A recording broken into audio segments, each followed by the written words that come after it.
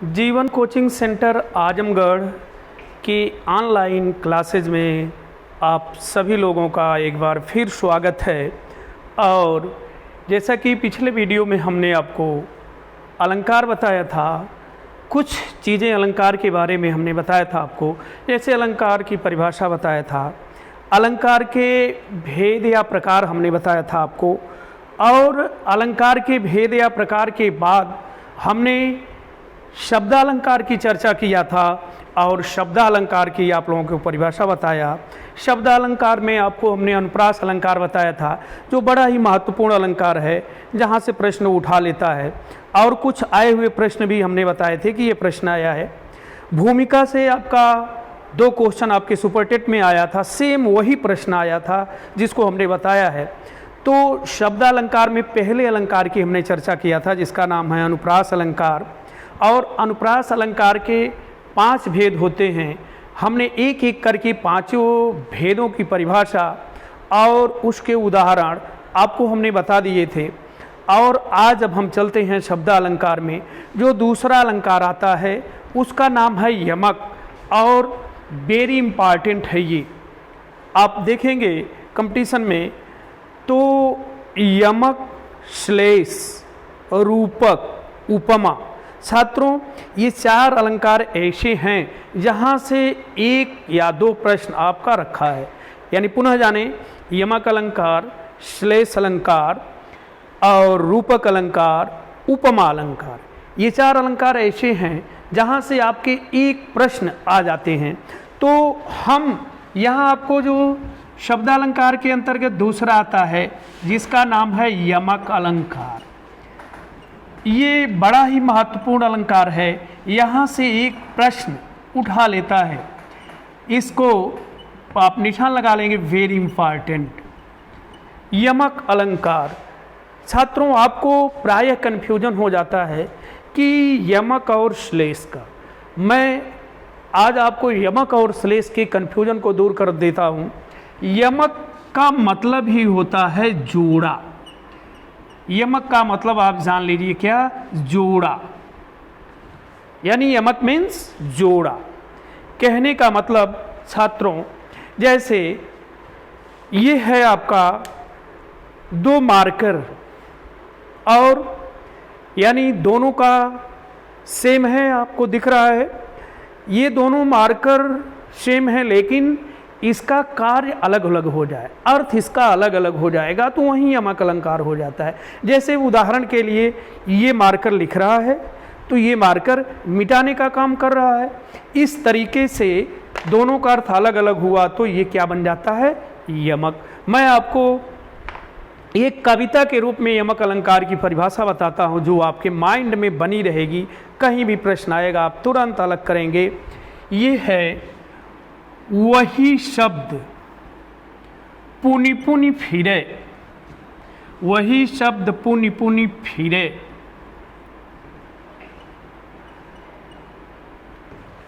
वही शब्द पुनि पुनि फिरे, अर्थ को और सो, अर्थ को और सो, वही शब्द पुनि पुनि फिरे, अर्थ को और सो, यमक अलंकार है, यमक अलंकार है। कहत सुक बिशिर मौर, कहत सुक बिशिर मौर। अब इस कविता के रूप में जो इसकी परिभाषा हो गई, कभी नहीं आप भूलेंगे। कहने का मतलब, कोई भी शब्द एक बार है तो बार बार वो आएगा। वही शब्द पुनि पुनि फिरे, कोई भी शब्द 1 से अधिक बार आएगा। अर्थ को और सो, वहीं एक शब्द का अर्थ एक जगह पर कुछ और है, दूसरे जगह पर उसका अर्थ कुछ और हो रहा है। ऐसी कंडीशन में यमक अलंकार होता है। इस बात को सुंदर कवि सिरमौर जी ने कहा है। अब छात्रों इसकी हम आपको परिभाषा बताते हैं कि जहाँ पर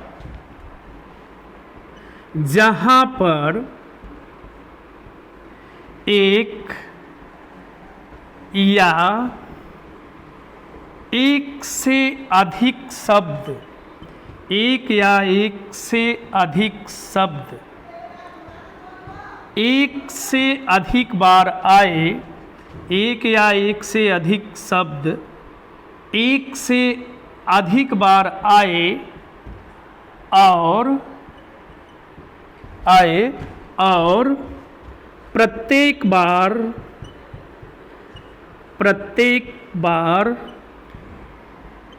उसका अर्थ अलग अलग हो, प्रत्येक बार उसका अर्थ अलग अलग हो, तो वहाँ पर यमक अलंकार होता है। तो वहाँ पर यमक अलंकार होता है। पुनः समझे छात्रों, कहने का मतलब जहाँ एक शब्द या एक से अधिक शब्द एक से अधिक बार आए और प्रत्येक बार उसका अलग अलग अर्थ निकल रहा हो, तो वहीं पे आप तुरंत जानेंगे ये क्या है, यमक अलंकार है। और अब आप देखेंगे, हम आपको उदाहरण के माध्यम से इसके अर्थ को क्लियर करा रहे हैं, आप ध्यान देंगे। इसका उदाहरण है शूर सूर, सूर सूर तुलसी शशि, उडुगन केशव दास, उडुगन केशव दास, शूर सूर तुलसी शशि, उडुगन केशव दास, अब के कवि खद्योतसम, अब के कवि खद्योतसम, जहाँ तह करत प्रकाश, जहाँ तह करत प्रकाश। अब आप ध्यान दीजिए, यहाँ पर हमने आपसे कहा परिभाषा में कि यमक का मतलब होता है क्या, जोड़ा, यानी कम से कम एक जोड़े शब्द आएंगे, जोड़ा का मतलब दो, और सेम शब्द होगा जोड़े में, और प्रत्येक बार उसका अलग अलग अर्थ लग जाता है, तो वहीं पर यमक अलंकार बनता है। अब आप यहाँ देख रहे हैं सूर सूर दो बार आया हुआ है, तो पहला जो सूर आया है, इस सूर का मतलब शूरदास कवि, शूरदास कवि। और दूसरा सूर आप देख रहे हैं, दूसरे सूर का मतलब होता है सूर्य, यानी पहला सूर शूरदास कवि के लिए आया है और दूसरा सूर सूर्य के लिए आया है, और यही अर्थ भी यहाँ लगा है, इसीलिए यमक अलंकार बन रहा है। अब इसकी व्याख्या देखिए क्या हो गई। व्याख्या ये है कि हिंदी साहित्य में शूरदास जी का स्थान सूर्य के समान है। पहले सूर का मतलब सूरदास लगा और दूसरे का अर्थ लगा सूर्य, यानी हिंदी साहित्य में सूरदास जी का स्थान सूर्य के समान है, यानी नंबर 1 पर। जैसे सूर्य उदित होता है तो आप देखते हैं कि हर जगह का अंधकार समाप्त हो जाता है। तुलसी शशि, शश मीन्स होता है चंद्रमा, और तुलसीदास जी का स्थान चंद्रमा के समान है। छात्रों, जैसे आप देखते हैं सूर्य नहीं उदित है, रात में चंद्रमा उदित है, तो हर जगह का प्रकाश नहीं दूर हो, अंधकार नहीं दूर हो पाता, यानी दूसरे नंबर पे जैसे चंद्रमा है, उसी प्रकार से तुलसीदास जी का स्थान चंद्रमा के समान है। उडुगन केशवदास, और केशवदास जी का स्थान आकाश के तारों के समान है। जैसे आसमान में खरबों तारे उदित हों, लेकिन चंद्रमा न उदित हो तो खरबों अरबों तारे वो चंद्रमा जितना प्रकाश नहीं दे पाते हैं, यानी तीसरे नंबर पर आ गए कौन, केशवदास जी। फिर आगे लिखा अब की कवि खद्योतसम, यानी जो वर्तमान समय के कवि हैं उनका स्थान, खद्योत मीन्स होता है जुगनू, जुगनू के तरीके से है, जहाँ तहाँ करत प्रकाश, जहाँ तहाँ इकट्ठा होकर के प्रकाश देने का काम करते हैं। जैसे छात्रों, बारिश में आप देखेंगे एक कीड़ा होता है जो शाम के समय उड़ता है, जरा सा प्रकाश देता है और फिर बुझ जाता है, बच्चे पकड़ के उसको खेलते हैं। तो आप देखें कि जो वर्तमान समय के कवि उनकी गिनती कैसी हो रही है, जुगनू के तरीके से उनकी गिनती हो रही है और जहाँ तहाँ इकट्ठा होकर के प्रकाश देने का काम करते हैं, इसलिए ये यमक अलंकार हुआ। दूसरा उदाहरण है जो कई कंपटीशन में आया हुआ है, ये भी आपका इम्पॉर्टेंट है और दूसरा हम बता रहे हैं ये भी वेरी इम्पॉर्टेंट है। बड़ा चर्चित उदाहरण बता रहा हूँ जिसको आप पढ़े भी हैं। कनक कनक ते 100 गुनी, कनक कनक ते 100 गुनी, मादकता अधिकाय, मादकता अधिकाय। कनक कनक ते 100 गुनी, मादकता अधिकाय। वा खाए बौराय जग, वा खाए बौराय जग।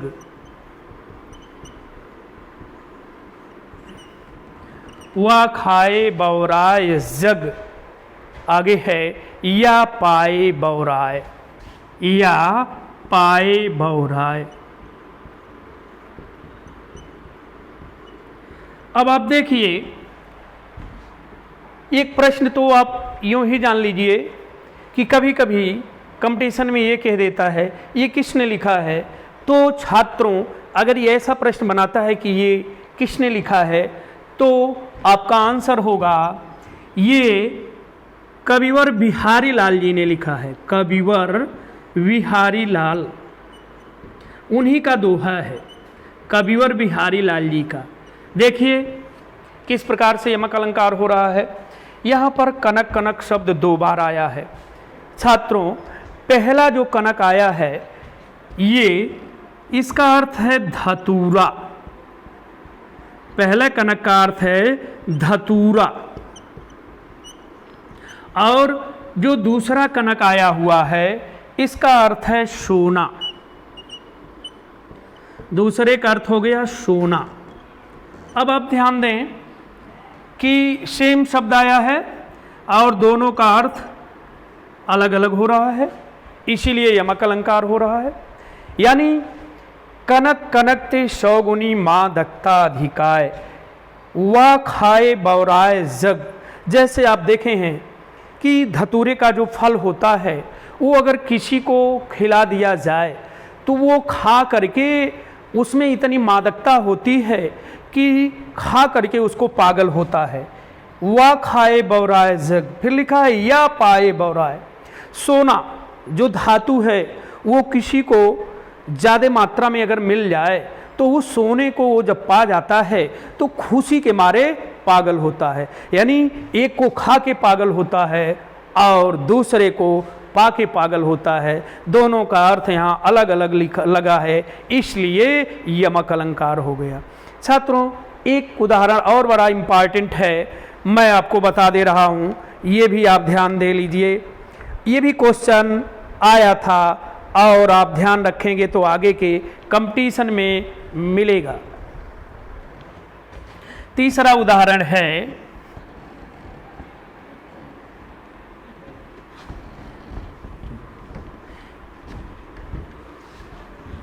केकी रव की नूपुर धुनि सुनि।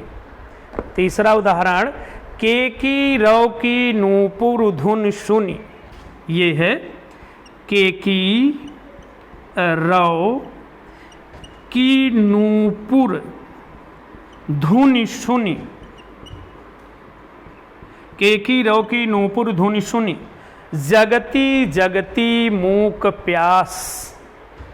जगती जगती जगती जगती मूक प्यास। यहाँ आप ध्यान दें कि जगती जगती 2 बार आया है।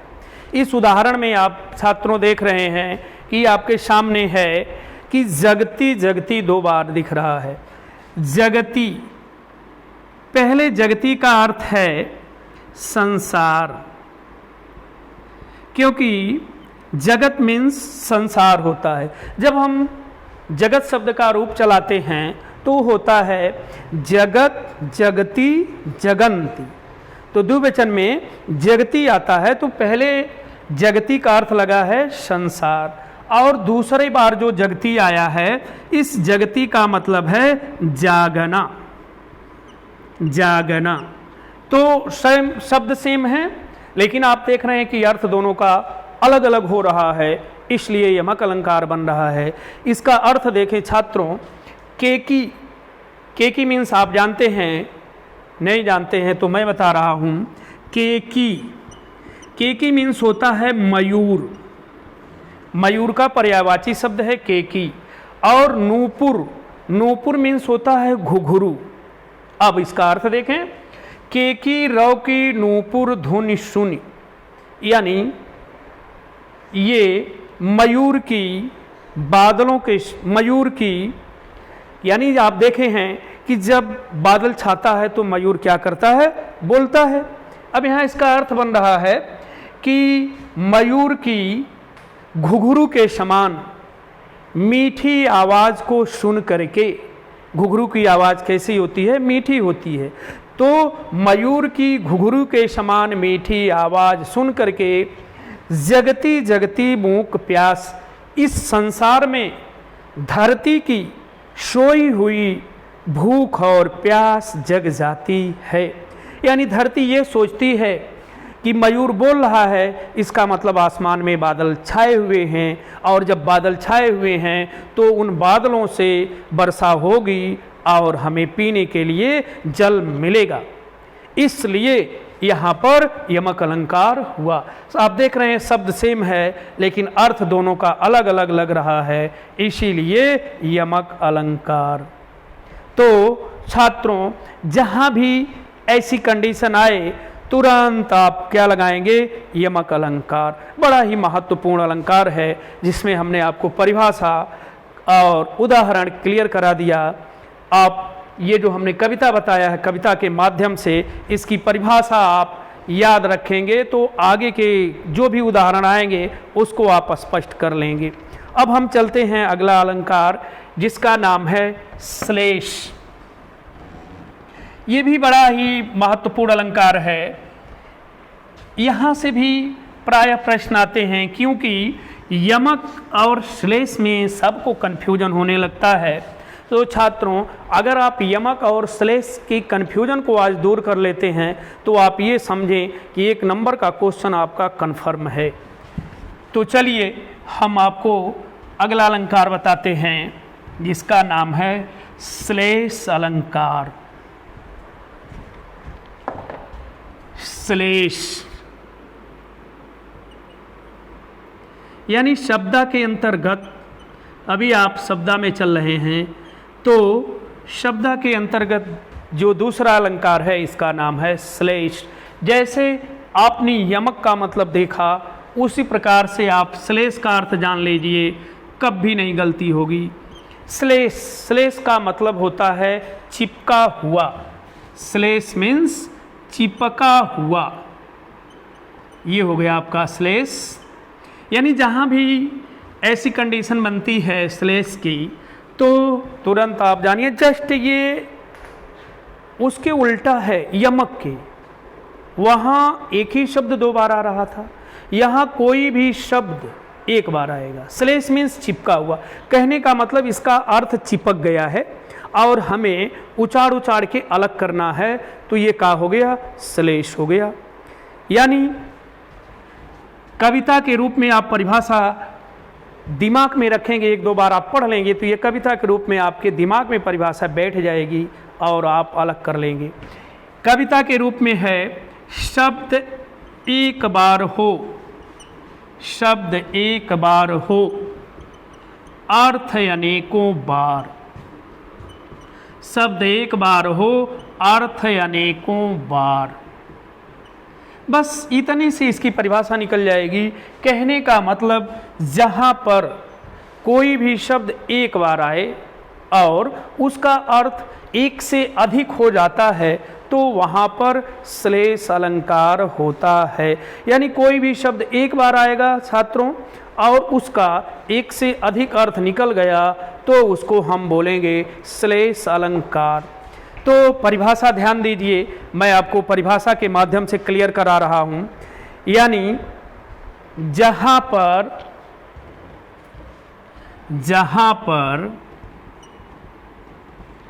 कोई भी शब्द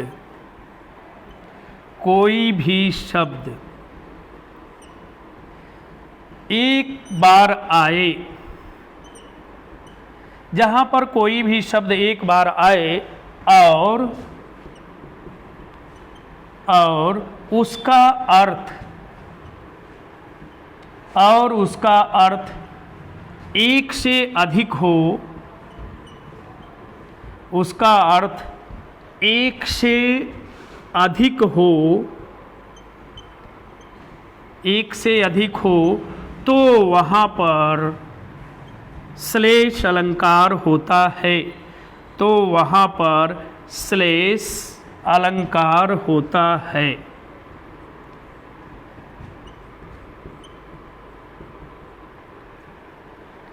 उदाहरण, यानी परिभाषा एक बार पुनः सुने कि जहां पर कोई भी शब्द एक बार आए और उसका अर्थ एक से अधिक हो, यानी 2 निकल जाए, 3 निकल जाए, 4 निकल जाए, एक से अधिक उसका अर्थ निकल रहा है, तो वहाँ पर श्लेष अलंकार होता है। और अगर इतना कविता के माध्यम से खाली आपको याद है, तब भी आप अलग कर ले जाएंगे, कभी नहीं भूलेंगे आप कि शब्द एक बार हो, अर्थ अनेकों बार। तो चलिए आपको उदाहरण बताते हैं कि जहाँ पर कोई भी शब्द एक बार आएगा और उसका अर्थ एक से अधिक लग गया, तो तुरंत आप कहेंगे क्या है, श्लेष है। उदाहरण है इसका पहला, बड़ा ही चर्चित उदाहरण है और प्रायः कंपटीशन में आ जाता है। ये है रहीम जी का दोहा, रहीमन पानी राखिए, रहीमन पानी राखिए, विन पानी सब सून। रहीमन पानी राखिए, विन पानी सब सून। दूसरी लाइन है, पानी गए न उबरे, पानी गए न उबरे, गए न उबरे, मोती मानस चून। ये रहीम जी का दोहा है, बड़ा ही चर्चित दोहा है और बड़ा ही महत्वपूर्ण दोहा है। इसको आप वेरी इंपॉर्टेंट लगा लीजिए, क्योंकि क्वेश्चन ये आता है। अब देखिए हमारा जो श्लेष अलंकार बन रहा है, ये दूसरी लाइन में बन रहा है। आप यहाँ देखें, पानी शब्द दूसरी लाइन में एक बार आया है और इसका अर्थ एक से अधिक बार लगा है।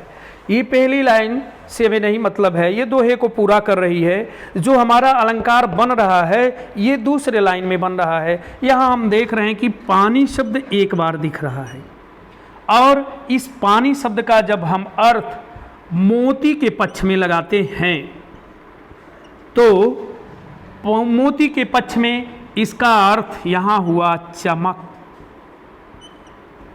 कोई चीज़ है उस पे मोती का पानी चढ़ा हुआ है, तो आप क्या कहते हैं कि चमक आ रही है। मोती का पानी चढ़ा हुआ है जिसकी वजह से चमक आ रही है।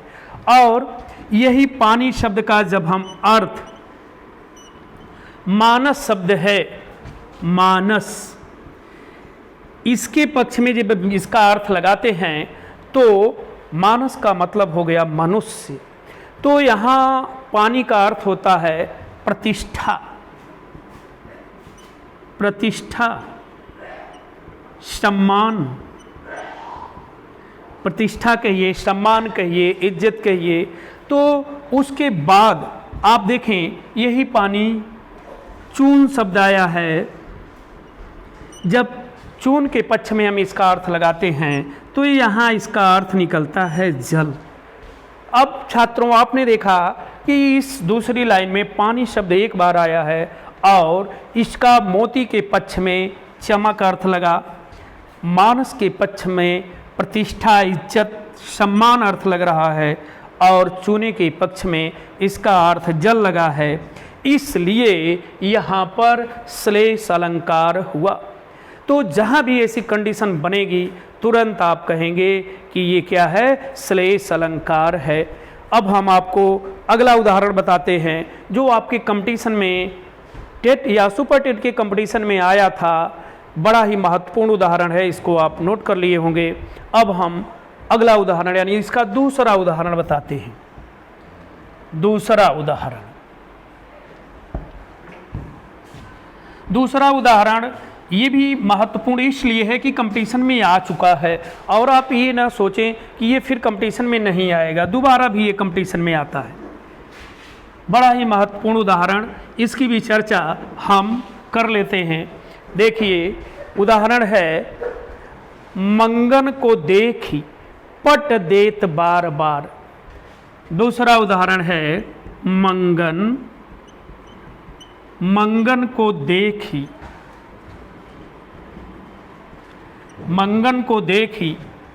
पट देत बार बार।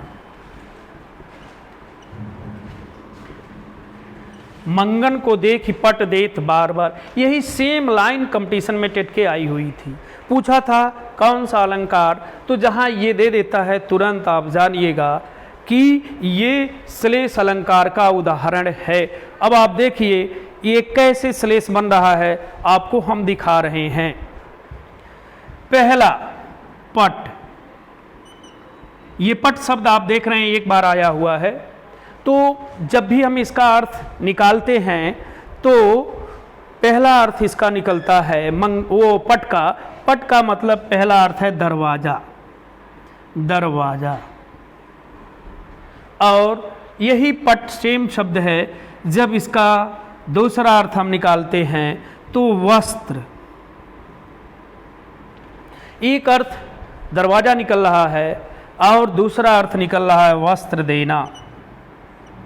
अब आप समझें कि मंगन को देख पट देत बार बार, सेम यही लाइन आई थी और जो छात्र नहीं जान रहे थे, न जानने के कारण उनका प्रश्न गलत हो गया था। लेकिन आप सभी लोग आगे एकदम कन्फर्म होइए कि कहीं भी आए तो तुरंत श्लेष है। कैसे? मंगन का मतलब होता है भिखारी, मंगन मीन्स भिखारी। तो मंगन को देख पट देत बार बार, भिखारी को देख करके दरवाजा बार बार बंद कर देते हैं, पहला अर्थ हुआ। और दूसरा अर्थ जब हम लगाते हैं, मंगन को देख पट देत बार बार, भिखारी को देख करके, उसकी स्थिति को देख करके पट देत बार बार, उसको बार बार वस्त्र प्रदान करते हैं। यानी भिखारी को देख करके उसको बार बार वस्त्र देते हैं।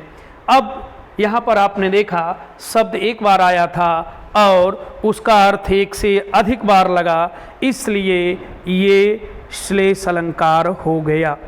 उसके बाद अब आपको हम अगले अलंकार की तरफ ले चलते हैं जिसका नाम है वक्रोक्ति अलंकार। वक्रोक्ति यानी चौथा अलंकार बन रहा है।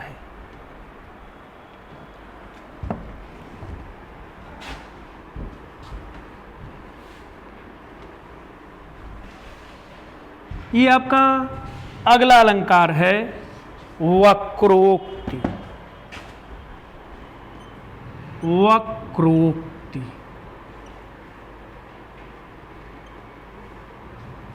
वक्रोक्ति अलंकार, इसको आप जानिए क्या है। देखिए वक्रोक्ति शब्द दो शब्दों से मिलके आया। पहले आप ये जानिए, वक्रोक्ति दो शब्दों से मिलके आया। वक्र प्लस उक्ति बराबर हो गया क्या? वक्रोक्ति। वक्र का मतलब होता है टेढ़ा, टेढ़ा। वक्र मीन्स टेढ़ा।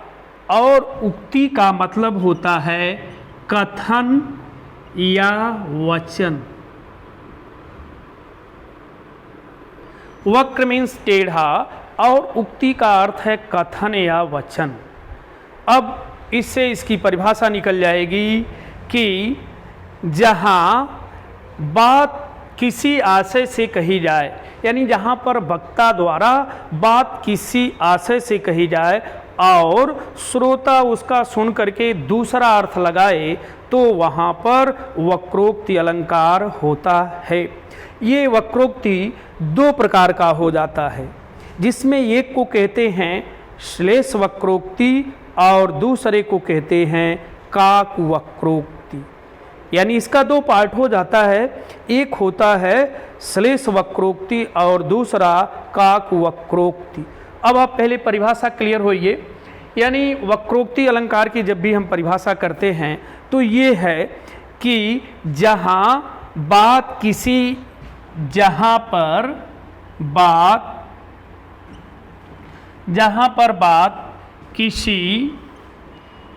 एक आशय से कही जाए और श्रोता यानी सुनने वाला किसी एक आशय से कही जाए और श्रोता इससे भिन्न दूसरा अर्थ लगाए, श्रोता इससे भिन्न दूसरा अर्थ लगाए, इससे भिन्न दूसरा अर्थ लगाए तो वहाँ पर वक्रोक्ति अलंकार होता है। तो वहाँ पर वक्रोक्ति अलंकार होता है। तो वहाँ पर वक्रोक्ति अलंकार होता है। ये आप देखेंगे कि वक्रोक्ति दो प्रकार का हो जाता है। फर्स्ट को कहते हैं श्लेष वक्रोक्ति। श्लेष वक्रोक्ति अभी आपने श्लेष अलंकार पढ़ा भी है। यहाँ पहला पार्ट है श्लेष वक्रोक्ति, यानी उक्ति की वक्रता का आधार श्लेष हो। जहाँ उक्ति मीन्स कथन, उक्ति की वक्रता का आधार, उक्ति की वक्रता का आधार श्लेष हो, श्लेष हो। कहने का मतलब शब्द के आधार पर उसका दूसरा अर्थ लगे, शब्द के आधार पे उसका दूसरा अर्थ लगे तो वहाँ आप जानेंगे कि श्लेष वक्रोक्ति बन रही है। और काकु वक्रोक्ति आपको क्लियर करा दें। काकु वक्रोक्ति सेकेंड पार्ट इसका काकु वक्रोक्ति। काक वक्रोक्ति, अब आप इसको भी कंफर्म होइए। काक वक्रोक्ति का मतलब ये कहाँ पर होगा, यानी वक्ता के कंठ ध्वनि के आधार पर दूसरा अर्थ लगता है। कंठ ध्वनि के आधार पर दूसरा अर्थ। तो जहां कंठ ध्वनि के आधार पर दूसरा अर्थ लगाया जाए तो वहां आप जानिएगा काकु वक्रोक्ति है। अगर ये दोनों नहीं पूछा है तो सीधे सीधे दोनों का उदाहरण क्या बनेगा, वक्रोक्ति। ये दो पार्ट हैं। अब आपको हम उदाहरण बताते हैं। पहला उदाहरण अब आप देखेंगे इसमें कैसे वक्रोक्ति बन रहा है। को तुम हो, को तुम हो, को तुम हो, इत आए कहाँ, इत आए कहाँ। को तुम हो, इत आए कहाँ, घनश्याम हैं, घनश्याम हैं। को तुम हो, इत आए कहाँ, घनश्याम है। तो कितहु बरसो, तो कितहु बरसो, कितहु बरसो।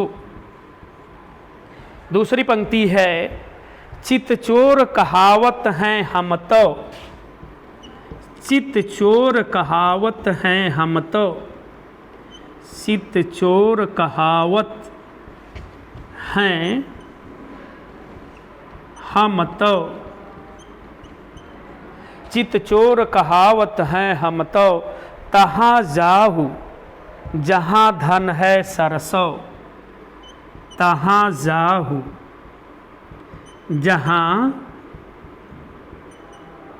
तहाँ जाहू जहाँ धन है सरसों। धन है सरसों। अब आप देखें पहले इसका अर्थ, तब आप क्लियर होंगे कि हाँ वक्रोक्ति है। को तुम हो इत आए कहाँ, घनश्याम हैं तो कितहूँ बरसो।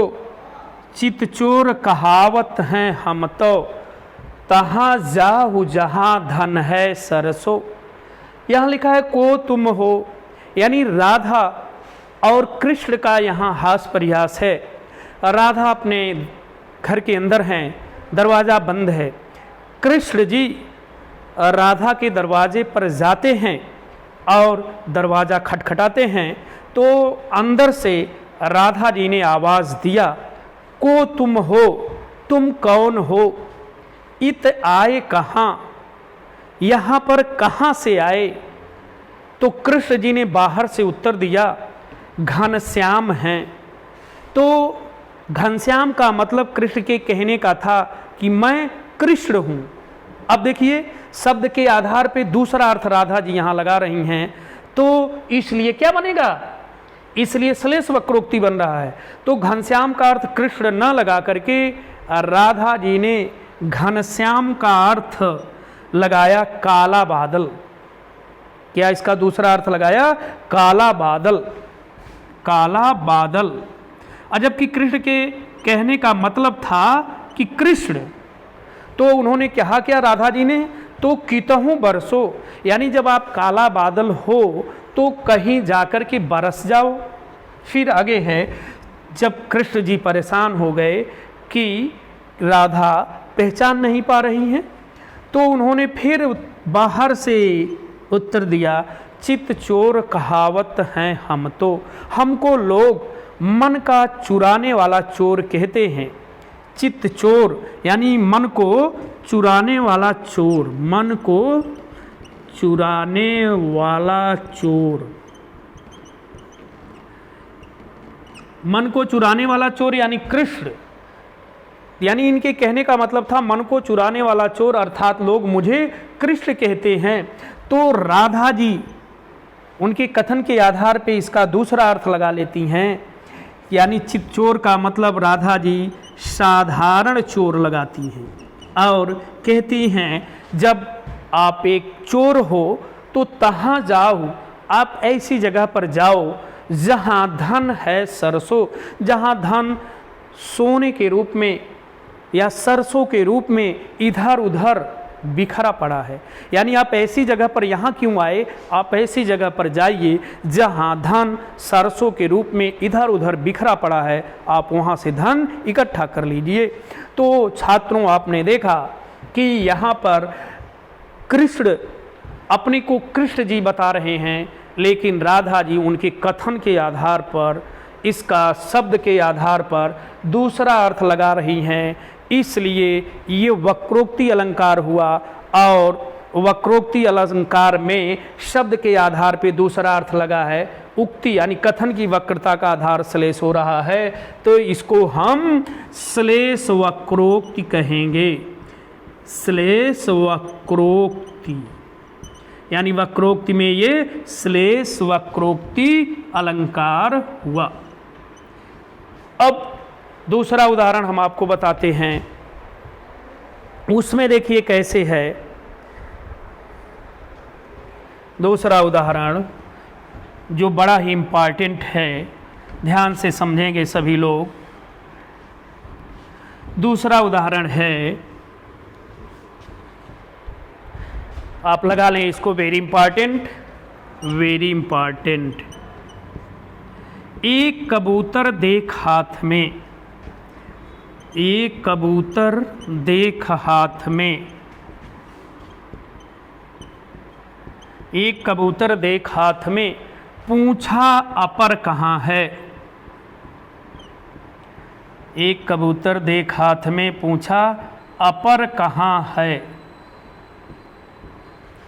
एक कबूतर देख हाथ में, पूछा अपर कहाँ है, उसने कहा अपर कैसा, उसने कहा अपर कैसा।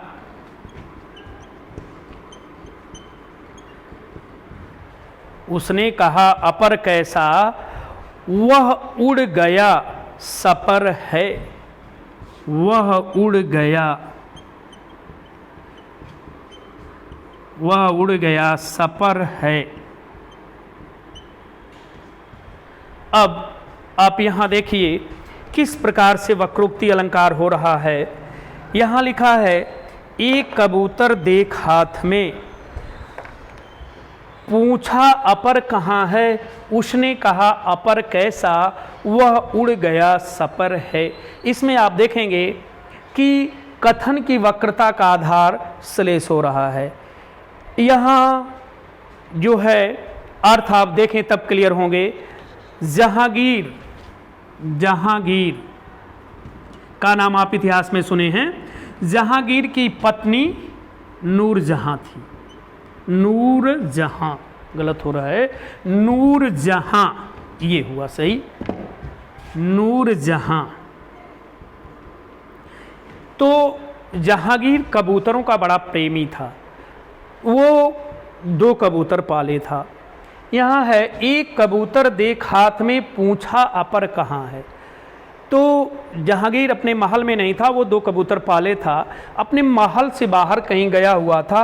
तो जब वो वापस लौटता है तो उसकी पत्नी नूरजहां जो है एक कबूतर से खेल रही थी, उसको हाथ में पकड़ के उसी से खेल रही थी। तो एक ही कबूतर जब जहांगीर देखता है तो पूछता है अपर कहाँ है। अपर मीन्स होता है दूसरा, यानी दूसरा कबूतर कहाँ है। अब उसने कहा अपर कैसा, यानी नूरजहां ने कहा कि दूसरा कैसा। तब तक जो कबूतर पकड़ी थी उसको भी इसने उड़ा दिया, कहा वो उड़ गया सपर है, यानी सपर का मतलब जो पंखों से युक्त है वो उड़ गया। अब यहाँ आप देखें कथन की वक्रता का आधार टेढ़ा हो रहा है, उक्ति की वक्रता का आधार श्लेष हो रहा है। जहांगीर पूछ रहा है पहले कबूतर के बारे में और नूरजहां बता रही है जिस कबूतर को पकड़ के खेल रही थी उस कबूतर के बारे में बता रही है। इसलिए ये भी क्या हो गया, श्लेष वक्रोक्ति, ये भी हो गया श्लेष वक्रोक्ति अलंकार। क्लियर है। अब मैं आपको अगला उदाहरण क्लियर करा देता हूं, फिर आपका ये कंफर्म हो जाएगा। जो काकु वक्रोक्ति है ये देख लीजिए कैसे काकु वक्रोक्ति हो रहा है। वक्रोक्ति का अगला उदाहरण जो काकु वक्रोक्ति बन रहा है, देखिए कैसे बन रहा है। यानी काकु वक्रोक्ति में हमने बताया कि कंठ ध्वनि के आधार पर दूसरा अर्थ लगाए, वहीं पर काकु वक्रोक्ति अलंकार होता है। ये उदाहरण है कोउ नृप होहि हमहि का हानि। कोउ नृप होहि हमहि का हानि। कोउ नृप होहि हमहि का हानि, चेरी छाड़ी अब होब किरानी।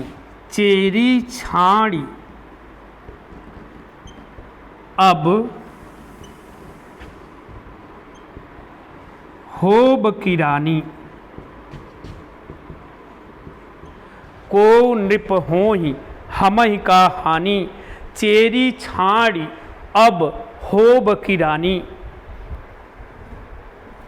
अब यहां देखिए को नृप होहि, नृप मीन्स होता है राजा। इसका अर्थ निकल रहा है कि कोई भी राजा होए, कोई भी राजा बने, हमहि का हानि, हमारा कुछ भी नुकसान होने वाला नहीं है। यानी कोई भी राजा बने, यानी वक्ता का कुछ भी बनने बिगड़ने वाला नहीं है। चेरी छाड़ अब होब किरानी, चेरी मीन्स होता है दासी। दासी को छोड़ करके यानी सेविका को छोड़ करके अब होब की रानी, क्या अब हम रानी बनेगी? तो यहाँ पर जो हो रहा है कंठ ध्वनि के आधार पर ये दूसरा अर्थ लगाया जा रहा है श्रोता द्वारा, इसीलिए ये हो गया काकुवक्रोक्ति। काकुवक्रोक्ति अलंकार। तो छात्रों, जहाँ भी ऐसी कंडीशन बनती है, अगर ये अलग अलग पार्ट में पूछता है तो आप अलग अलग बताएंगे, नहीं तो जितने भी उदाहरण हमने बताया ये उदाहरण क्या बन गए? वक्रोक्ति अलंकार। जहाँ भी ऐसी कंडीशन होगी आप सीधे सीधे उसको बताएंगे वक्रोक्ति अलंकार। उसके बाद अगला अलंकार आपको बताते हैं जिसका नाम है पुनरुक्ति प्रकाश अलंकार।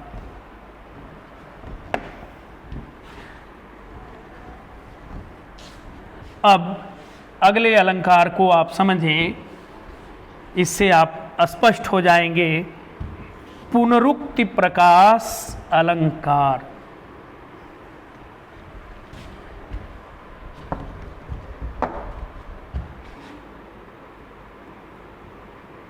पुनरुक्ति प्रकाश। पुनरुक्ति प्रकाश अलंकार। अब देखिए, पुनरुक्ति का मतलब हुआ पुनः प्लस उक्ति बराबर हो गया पुनरुक्ति। अब इसकी परिभाषा आप पहले क्लियर होइए तब जान पाएंगे। जहाँ एक ही शब्द दो या इससे अधिक बार, यानी परिभाषा है कि जहाँ एक ही शब्द दो या इससे अधिक बार, दो या इससे अधिक बार आए, दो या इससे अधिक बार आए और प्रयुक्त होने से, और प्रयुक्त होने से कथन की सुंदरता, प्रयुक्त होने से कथन की सुंदरता बढ़ जाए। प्रयुक्त होने से कथन की सुंदरता बढ़ जाए तो वहाँ पर पुनरुक्ति प्रकाश अलंकार होता है। पुनरुक्ति प्रकाश अलंकार होता है।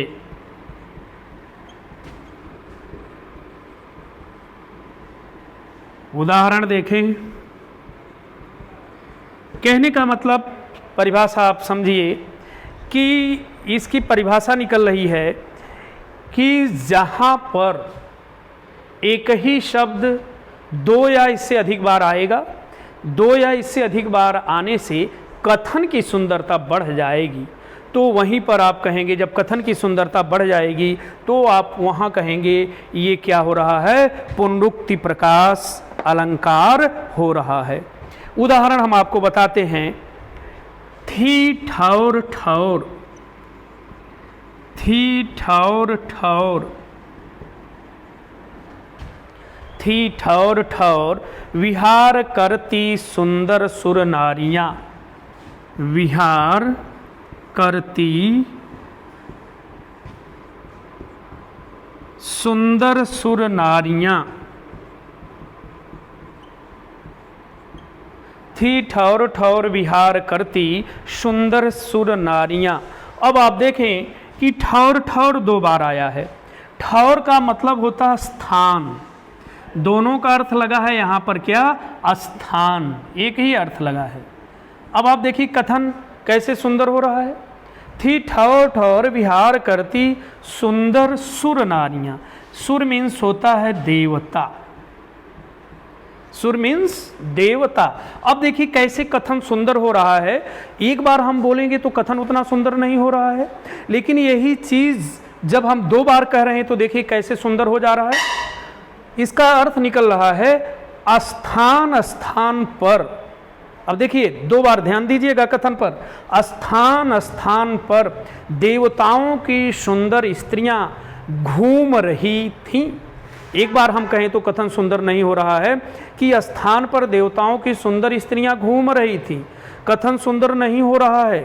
यही हम 2 बार जब कह दे रहे हैं कि स्थान स्थान पर देवताओं की सुंदर स्त्रियां विहार कर रही थी, तो देखिए स्थान स्थान 2 बार कहने से कथन सुंदर हो जा रहा है, इसलिए ये हो गया पुनरुक्ति प्रकाश अलंकार। दूसरा उदाहरण देखिए, ये आप वेरी इंपॉर्टेंट है, इसको कन्फर्म रूप से समझिए। दूसरा उदाहरण मैं आपको बता रहा हूं, ये है माया दीपक नर पतंग। माया दीपक नर पतंग, माया दीपक नर पतंग भ्रम भ्रम इवय पड़ंत। भ्रम भ्रम भ्रम भ्रम इवय पड़ंत।